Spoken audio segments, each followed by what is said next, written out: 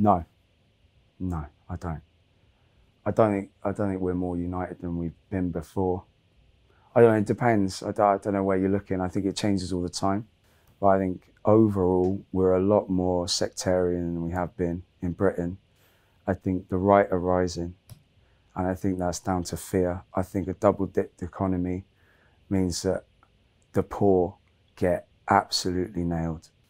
Just simple things like less textbooks for underprivileged children in schools, sharing textbooks, sharing classrooms, overpopulated classrooms, twice as many patients for nurses as ever before. Basically what it means is people feel scared for their future because there's less money, less opportunity, less jobs for the poor. And then when people are scared, they look for a route out. And the right-wing governments and right-wing parties offer quick solutions. Blame it on the immigrant. They're taking your jobs. Blah, blah, blah. Tabloid sensationalism.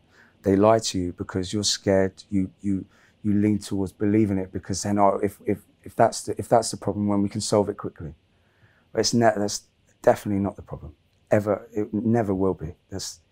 It's corporations not paying taxes, and it's austerity, and it's a complete imbalance. I think the internet's got a part to play in it. I think we only see what algorithms allow us to see, which means that we feel like there's change happening when really we're just patting the same people on the back we have done for the last 5 years. And it means that hate spreads quicker and people are feeling more isolated because they're having less human contact. So they're spreading more hate because they resent that. They resent isolation. Everyone does. So I think it's now more than ever, it's important for people to remind each other that we all have the same wants and needs for us and our children and our people that are everywhere, our friends, and we all just want to feel safe, warm and fed, and to create decent opportunity for ourselves and our children.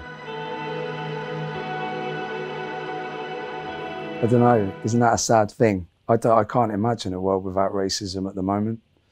I think it would just look like a very celebratory place where people just enjoy each other's differences. There's still very much,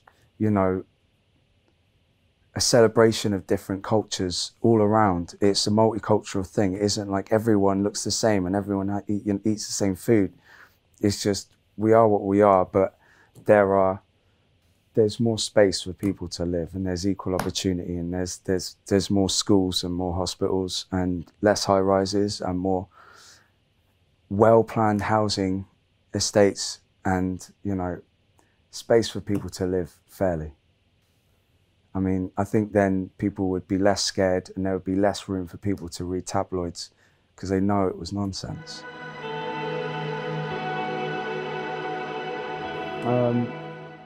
I think I'm only trying to portray a sense of love and compassion.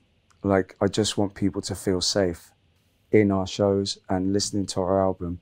I want people to feel that they can be vulnerable and open up and be themselves in a space that we created with our music, wherever you're from or whoever you are, whatever you believe in or your sexual orientation or whatever. It's about feeling good and safe as yourself, not as who you can be, but who you are.